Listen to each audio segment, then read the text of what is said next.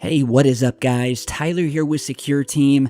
Some really big stories today, the first of which comes with a new claim that a treasure hunter in a new Discovery Channel TV show says that he has found evidence of an extraterrestrial spaceship while exploring ancient shipwrecks beneath the Bermuda Triangle. And so according to this new report here from the Daily Mail, and I'll put the link down here below, explorer Daryl McLaws has been using secret maps created by famed NASA astronaut Gordon Cooper to find shipwrecks in the Caribbean. While diving at an undisclosed location near the Bahamas, he found what he believes is the first evidence of an extraterrestrial visit to Earth hundreds of years ago. What he thought could originally be an ancient shipwreck turned out to be a huge USO, or unidentified submerged object, with 15 300-foot-long obtrusions jutting from its sides. He says that it was a formation unlike anything I've ever seen related to shipwreck material, and it was too big for that. And so, first of all, just wow, if this turns out to be true. And I'm showing you some still images here from this show of the alleged object. According to this treasure hunter, he says that he was trying to identify shipwreck material based on one of the anomaly readings on Gordon's charts when he noticed something that stuck out that shocked him. And what appeared to him as a large dome that had a bunch of horizontal cylinder structures sticking out of it. And even more interesting was that the coral that's actually covering this object has been dated to be more than 5,000 years old. And according to the report here showing this image, it says that a close-up of one of the horizontal structures, which has scientists baffled, and because of the extreme currents at this location, it's almost impossible for coral to grow at all, let alone into anything this large. Here you guys are seeing what the man describes as the right jutting section of the USO. According to scientists on Daryl's team, no coral anywhere in the world could grow in this formation naturally, and that there would have to be an underlying structure to support that type of growth. McLaws, aged 55, described what he found while filming episode 7 of the show Cooper's Treasure on the Discovery Channel that tells how he and his team want to bring the alien spaceship to the surface, saying, quote, "It was a formation unlike anything I've ever seen related to shipwreck material. It was too big for that, and it was completely different from anything I've seen that was made by nature." So here you guys are seeing some pictures of these cylinders, as they're calling them, 300 feet each, sort of sticking out of the central domed structure. By the way, 300 feet out, that's about the length of a U.S. football field, so that's pretty massive. And here in another image, it shows these strange shapes that score the top of this central mound here. And they're saying that each of these lines is the width of a family home, so a house. And so I'll put the link to the article down here. It's much longer.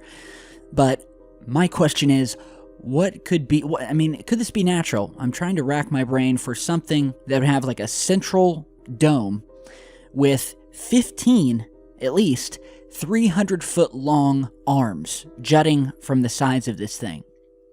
And furthermore, it's even more mysterious because it was found in the Bermuda Triangle, which, most of you should know that location. If you don't, well, suffice it to say, it's one of the most mysterious and some would say terrifying parts of the ocean, where over decades and decades, hundreds of ships and boats of all sizes have just vanished off the face of the earth, as well as planes flying above, just disappearing. And we're talking jets, prop planes, you name it.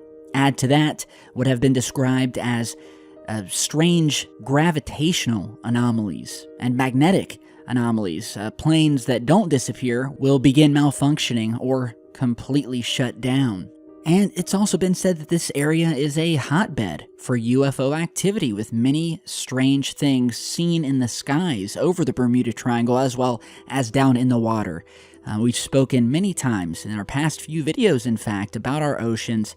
We don't know what's down there. We've barely explored our oceans at all. So much mystery down there, an alien planet in and of itself. Forget space.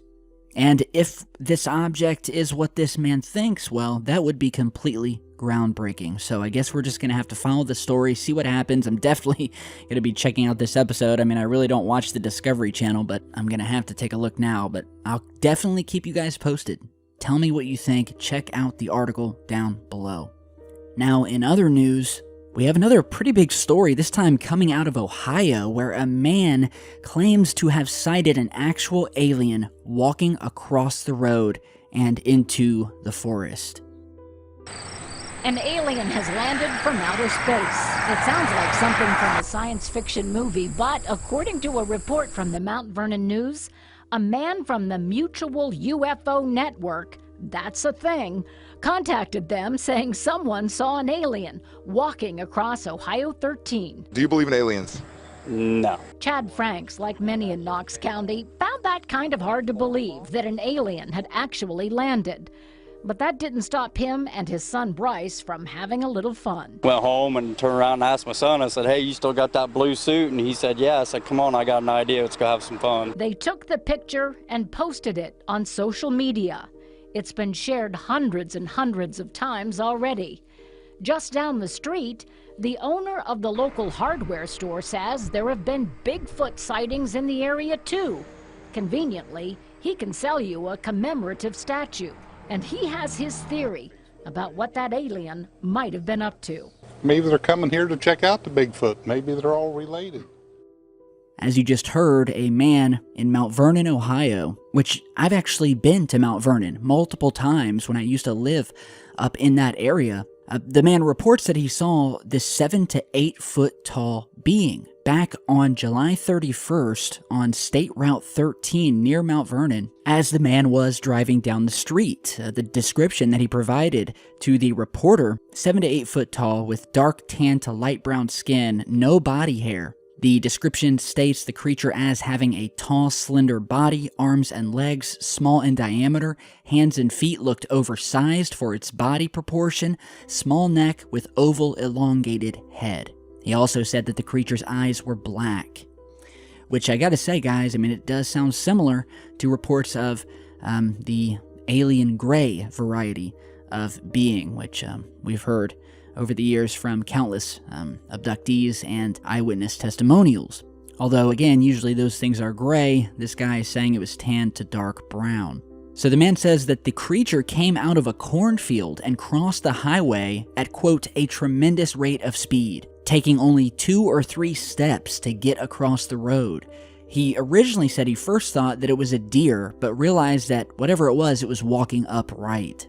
And so, during the process of reporting this sketch was made. The local authorities have said they haven't had any more reports as of yet, but who knows if that's the truth or not. But at this point, it's just a sighting. You know, we don't have any hard evidence or anything like that. But in the bigger scheme of things, sightings like this, very similar to this, if not identical, have been reported all over the world of strange creatures, you know, whether you want to call them aliens, cryptids, or potentially Bigfoot. You know, Bigfoot and the legend of it and the evidence for it has been around almost as long as the UFO phenomenon. You know, I constantly get emails, and I rarely talk about it on the channel, you know, because a lot of people say, well, Bigfoot's a joke.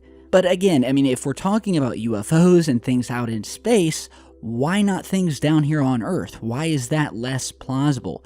I mean, sure, there have been hoaxes in the past, but on both sides. But that does not mean that something isn't there. In fact, as I said, I get a ton of emails, people reporting sightings of strange Bigfoot-like creatures walking in the woods, walking across the road, things that do not look like any animal or upright walking person they've ever seen before.